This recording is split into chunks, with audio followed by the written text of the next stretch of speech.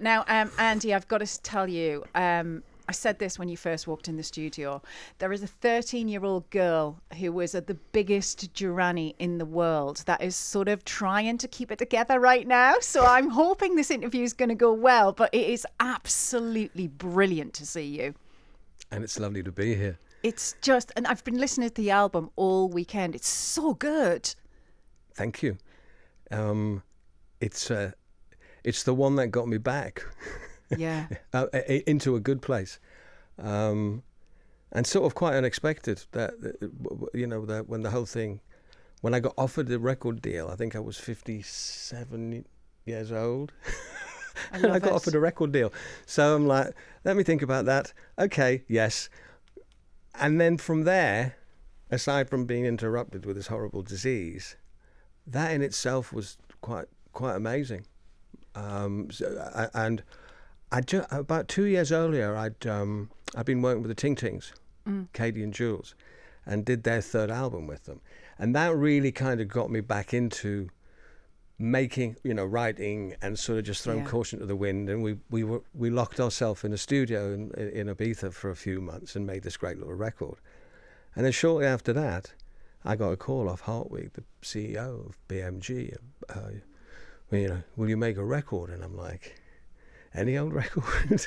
But as things turned out, had a couple of what you might call challenges along the way. First of all, I got diagnosed with stage 4 prostate just as I'd sort of finished a version of the album, and then just as we were about looking to release it, the pandemic hit. Oh. And then you have to have a word with yourself. So now I'm a cancer patient. I'm like, okay, well, you're going to have to, for a couple of years, and maybe you'll not get the record out, but the world did. And I was very lucky. I was on medication, quite a sophisticated medication.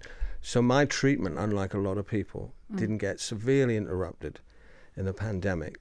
And I was just grateful for that, and not to worry about, where the next kind of thing's going to happen. Can I ask you, so you get diagnosed with stage 4, which is basically, that's it, isn't it?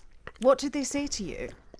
Well, in 2018, stage 4 was really, it's incurable, but then it was also 5 years on the clock. That would be a good result. And some people less, some people longer. Everyone's, that's the thing. Every single person has a different character to their disease. Anyway, the medication I was on worked really, really well. So everything I've had biologically, I've responded to really well, which again is just luck of the draw sort of thing. But when you're first kind of sitting down there, Tracy was with me, and one of my kids, my daughter Bethany, and they say, "I'm so sorry, sir." I thought the consultant was apologizing for being 10 minutes late. Wow. Because it's literally boom, and you are now sentenced to a very slow burning thing. Wow. But what motivated me after getting back to a place where I can talk about it is, what it does to you as a family, and what you go through. Mm-hmm. Like having to think about saying goodbye to your family. I call it, I'm sort of behind the paywall of knowledge. I know a lot now about treatments, about what we're not told there is available.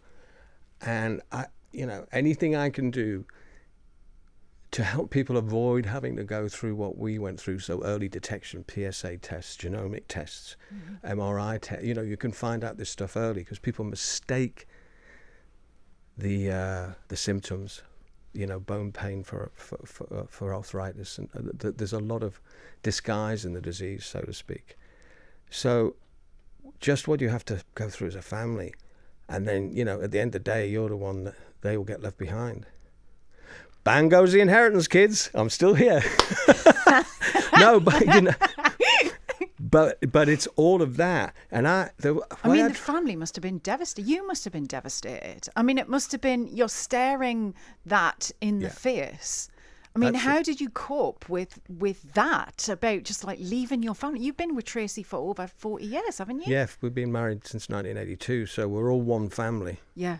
one big, messy, happy family, Yeah. right? And then you think, well, I'm not going to be there, and she's going to do that. And, oh, God, that bit freaks you out. It's my grandson's 10th birthday in November, and I didn't think I'd see that. That's the stuff that really penetrates you, that, you know, when you lie in bed saying, when will I have to say goodbye? But you don't really know, because you don't get a letter saying, okay, you got it, just however things work out for you. Some people it's more aggressive. My body still put in a good fight for me. So the irony of missing the biggest night of your life kind of thing, which was the Rock and Roll Hall of Fame, and then a week later, Sir Christopher Evans, not a virgin, and his team contacted me and just said, can we take a look at your case? Because there's maybe a lot can be done. And they did. And within a few weeks, I found out not only do I have a mutation, a gene mutation, which is a hereditary thing, but also the profile of my disease, there were other treatments that were available, which I knew nothing about. And that scared me. Because I'm pretty proactive. If I didn't know, then and everyone I talk to goes, what's this treatment on? Never heard of it. 10,000, maybe more than 10,000 men a year die of stage 4 prostate. This treatment may even provide a curative aspect for stages 1, 2, and 3. So and the thing, you know, you feel good in yourself. I'm back. What's your working. prognosis now then? I'm asymptomatic. Okay. And the What cancer does that mean, is Andy? it means I've got no symptoms, no pain, Yeah. and the cancer is getting killed. Wow, I've that's had amazing. 2 rounds of the nuclear medicine. Wow. So you lived with this knowledge for years before you even, I mean, because you wrote a letter to the rest of the members of Duran Duran. Yeah. Because you were all getting inducted to the Rock and Roll House of Fame, as you said. Yeah. They didn't know, so they found out merely weeks before we did, your fans. Days. No, How did they take the news? Apart from a few friends in Ibiza, which is, you know, and I mean a very few friends, and a couple of people kind of sort of had a sense there was something not right. I purposely, with the family, didn't want to get it into the public domain, just to protect my family from, you know, they get enough of, oh, how's your dad? Oh, what's he up to? They get that all the time, right? They get fed up of that. So like that as well, and every time they have a conversation, it's predicated by, so I'm like, no, just get on with your life. Go to Mexico, you know, have fun. There's no point this holding you back, because there's nothing we can do apart from get on with it and me do, you know, use my superpowers to try and find ways to try and stay alive. Yes. And I didn't want my family, who were all young adults who'd just been through the pandemic. Son's business was destroyed, you know. I mean, my daughter had just finished art college. Film business shut down, you know, all of this kind of stuff. So they'd just been through the pandemic, and and I was like, no, let's just get on with it. Ironically, it wasn't a small announcement, but until 3 days earlier, that's just me. I'm like, I am getting on that bus and getting to that gig. That's just the way I think. Yeah. Come hell or high water. Yeah. 3 days before, I had to Merck.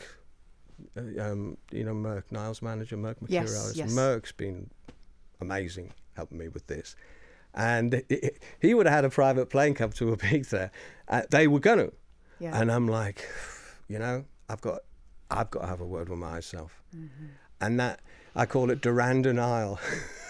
We're good at it in that band, and I just couldn't do it, and I thought I don't want to make a fool of everybody. I don't want to turn up and be out of sorts, because that ends, you know. And I said to Mark, you know, he said, just write a letter. Yeah. He said, you're a writer. You're good at that sort of stuff. I'm like, actually, yeah. There's a clue. It was a really beautiful letter, and I thought Simon read it beautifully as well. I mean, there was a lot of emotion in that, and there was a lot of, you could see the rest of the band were in shock. And I mean, when we heard the news, you know, I call myself a Durrani. I mean, we were devastated hearing this news. Did you feel the love, the wave of love coming towards you? On the Saturday, 5th of November, I looked back a few weeks ago on my phone exactly, and I was with my grandson, and he came up, spent the day with me, and we just rescued a cat. Lucky. Yeah. And now I'm not a cat person. I tell you what, you're pretty lucky, Andy. Well, that's I said, my grandson, he's like, what we're going to, he said, we've just, he said, what we're going to call it? He's like, Lucky. And so I'm like, so, and I had some film of me and him in our bedroom in Ibiza, and the little cat's jumping around the bed, and that's how I spent the day. Mm-hmm. And you know, that kind of sort of serendipity, if you like, and my daughter knew, yes, bring my grandson up, and that'll totally take my mind off things, until about 2 a.m. When the phone started pinging, because people were sending me snippets. And I opened one, and it was Simon reading the letter, and I was trying to avoid that in a way, and I didn't, but you know, he was faultless. I mean, it's not just in a professional capacity, in a human way. Was. And as I say, you know, he is a classy guy, and to do that, I'd just written it to them, and we'd never communicated in that way before. We'd never written letters like that to each other, because nothing probably was ever that serious. And your lads as well, from a certain generation, you know, did you talk about your feelings in Duran Duran, for example?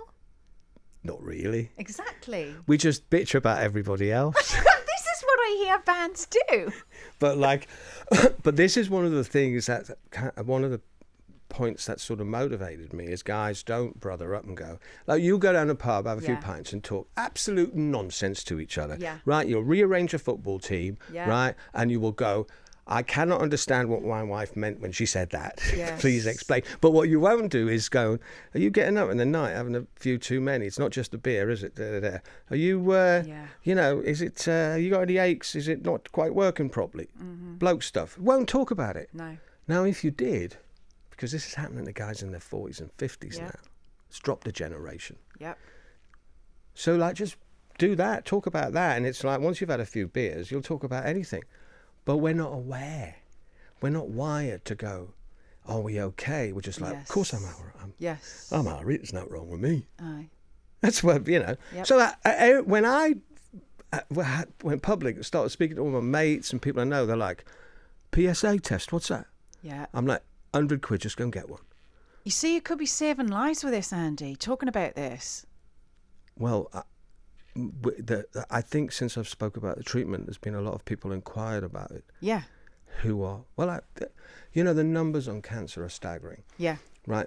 Just one little to illuminate on a worldwide basis. In World War One, there was 10 million people killed and 60 million injuries. Mm-hmm. Every year, 10 million people die of cancer, and 60 million people are injured by it. So you've just cancer alone is World War One. If any government had the will they had with COVID towards cancer, this would be reduced by massive amounts.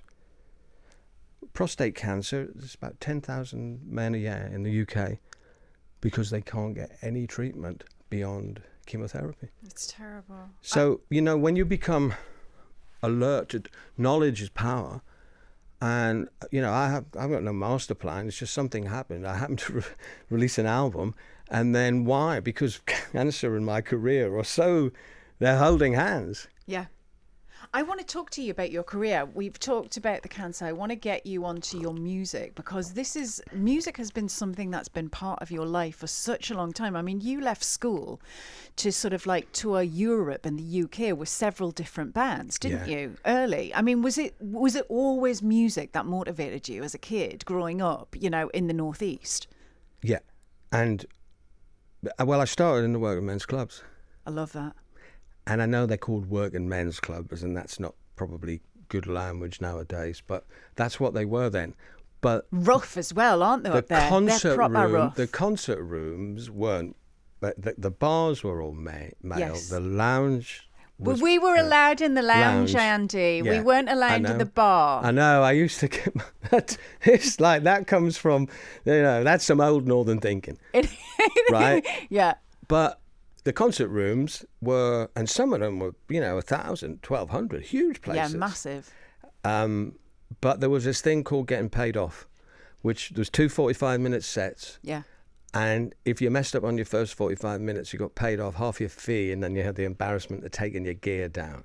So it was quite tough. Yeah, you really had to sing in tune, play in tune. Yeah. And it happened to me once with a guitar player who was standing in for someone. And once it happens to you, you don't want it to happen to you again. So they were quite difficult audiences in the sense that you were just playing cover versions. But what it taught me over the years, and I did the military bases in big American military bases in Germany. That was 6 45-minute sets a night. Yeah. So you learn hundreds of songs, song structure, how to sing them, play at the same time. So all these little 10,000-hour skills, Yep. I'd done before I got to Birmingham. That was the fateful day that you got the train down to Birmingham from Newcastle to go to. Did you audition at the Rum Runner? At Rum Runner, yeah. So you auditioned at the Rum Runner, and who was there? It was Nick. Simon wasn't in the band at that point? There was, I got there. First person I met was John and loved Roger. John. Do you know how much I had a crush on John? Well, Andy? It was do you know how many times I've heard this? Does it annoy you? Well, he's not very good on guitar. Put it that way. But he's the bassist. He's not meant to be. He's supposed to. He's supposed to smoke a cigar and have deep, meaningful thoughts. Right? No, but I met John was the first person I met, and Rog, and they played together like a rhythm section. I thought, well, that's good. Yeah. Nick was late. Nick was late. And I'm like, what was Nick wearing? Talk me through Nick's outfit. I can't remember. I always remember he used to have like a plastic bag with all his bits in, right? And sandwiches. No, don't give Nick a sandwich with Why? butter. No, if you put butter on a sandwich, it's like World War III. Interesting fact about Nick Rose. Don't put butter on a sandwich. Oh my God, I love that. And I'm like, where's the singer? Yeah. Oh, he's not here. On the holiday there. There was no singer. I remember. There's no singer. Right? Simon was But the there last was one. something else. And then, when I saw the nightclub and manager had a BMW, they had a few quid, thought, it's nothing like this up in Newcastle. And there wasn't then, even punk found it difficult to penetrate the Geordie rock crowd. Yep. The Newcastle Mayfair thing. Yep. So I'd never really been in such a, what the young kids would call a diverse environment. It was mental. Yeah. And I loved it. I was like, found my weirdos. The whole club thing, which the band basically fed off. I mean, there was lots of different nights there. Jazz funk night. DJ Dave Till, who was quite a character.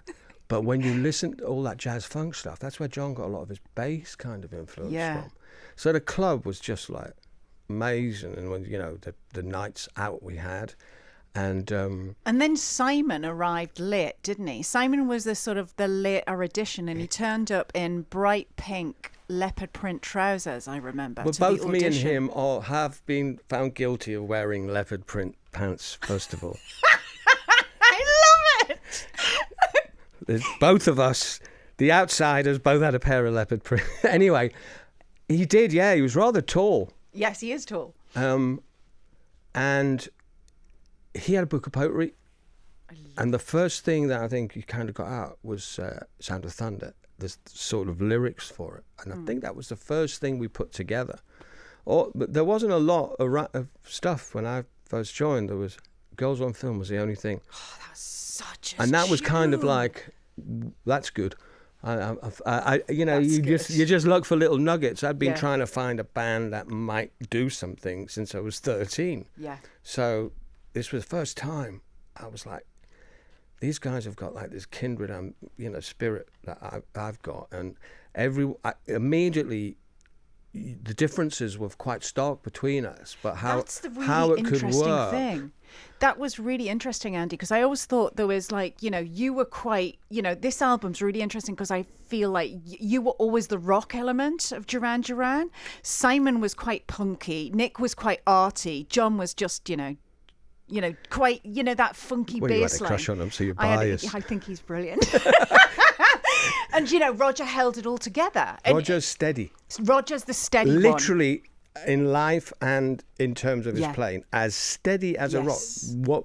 The gig Roger did was really difficult. It is. Playing to sequences and keeping the time signature Yeah.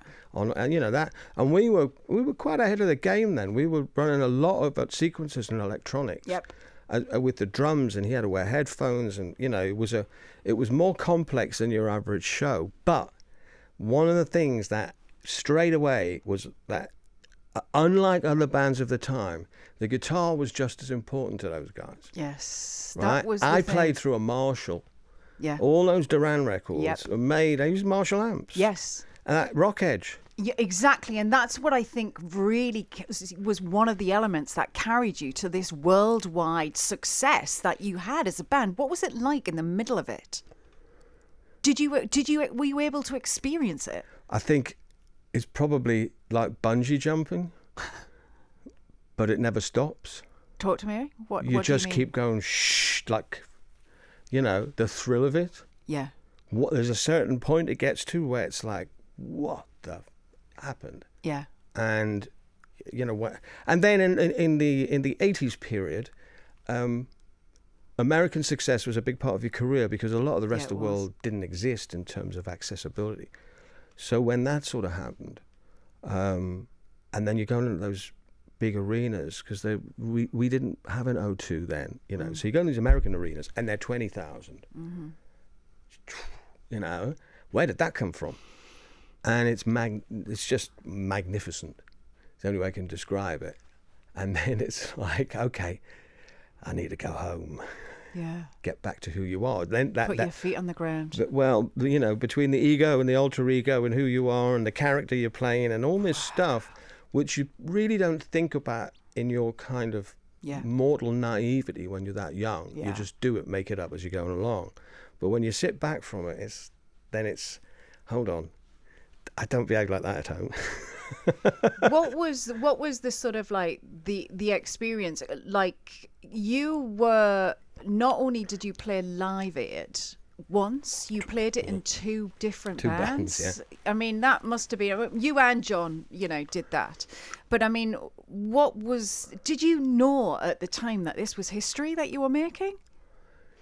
I think there was a sense of occasion around that because, everyone and their dog turned out for it. We were in America. Yeah.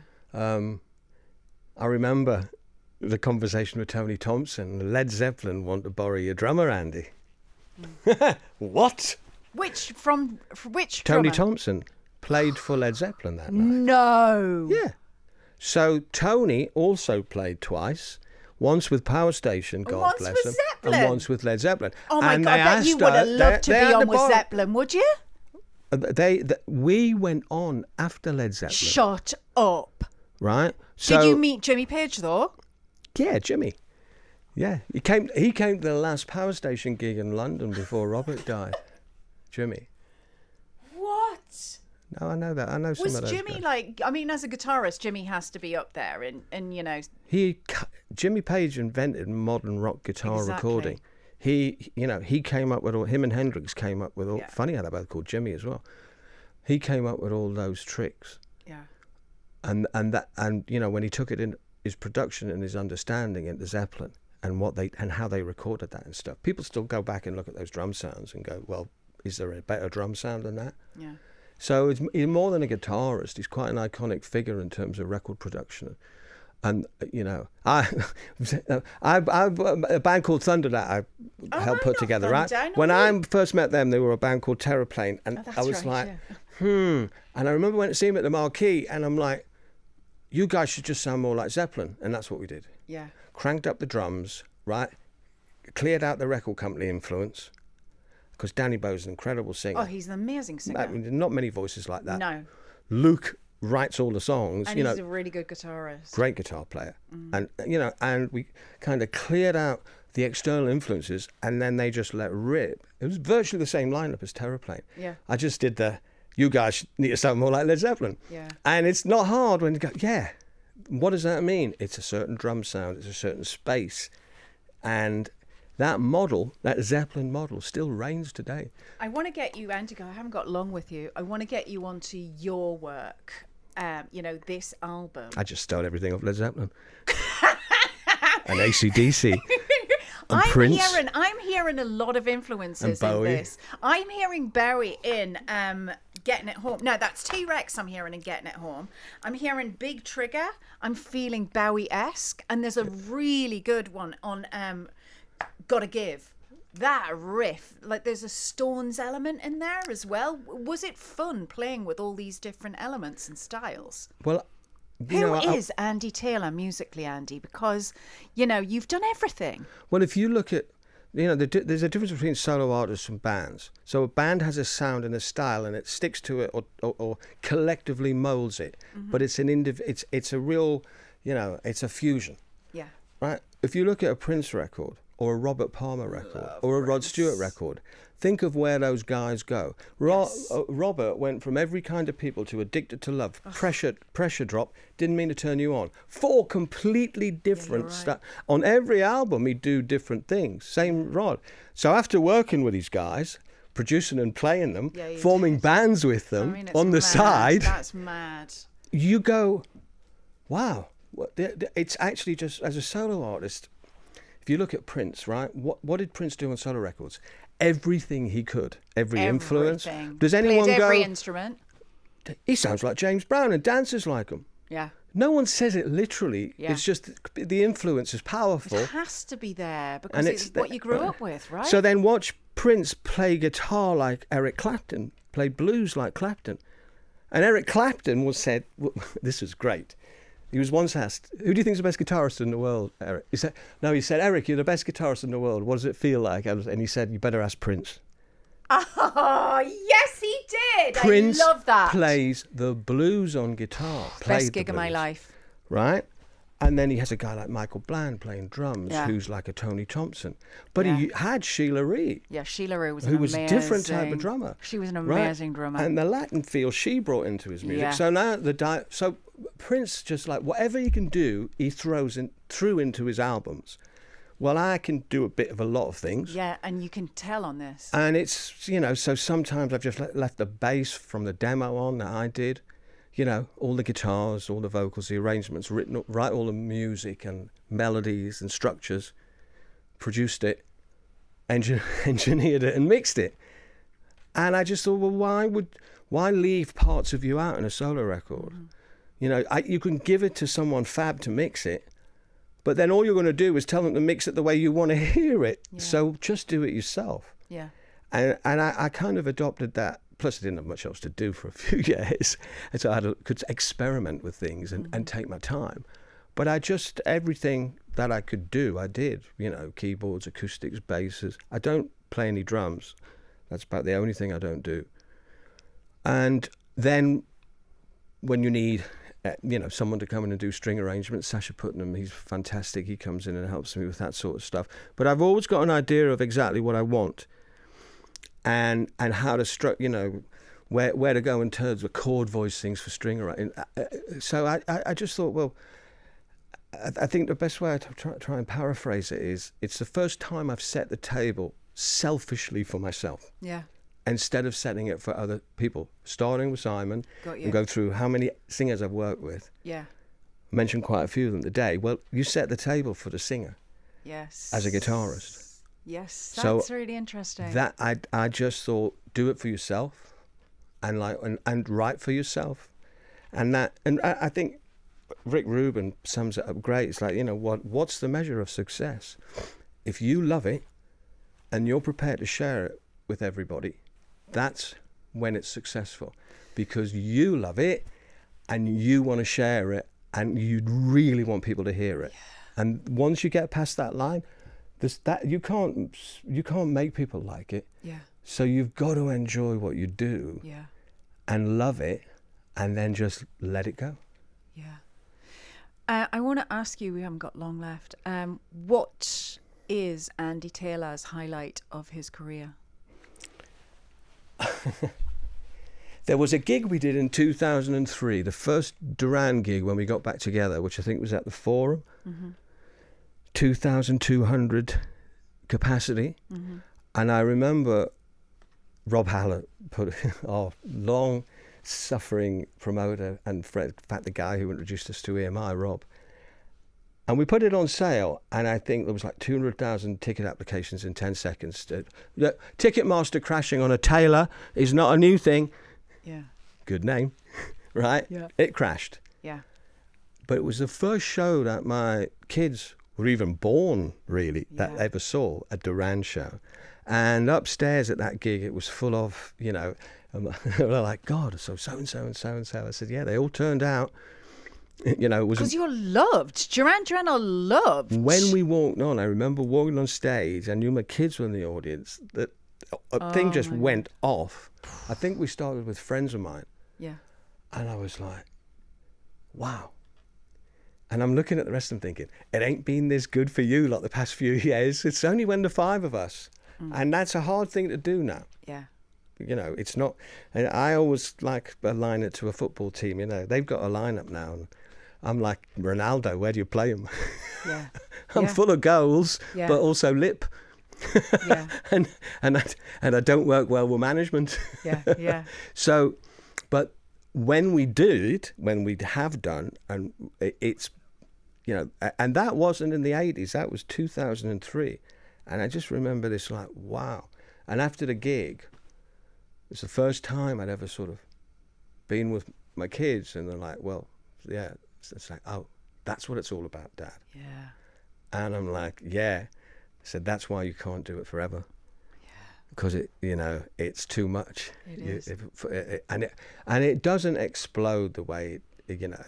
Although what I'm really proud of the fact they've had this kind of third wave of success. I mean, I saw you on that in 2003. You played a small gig first.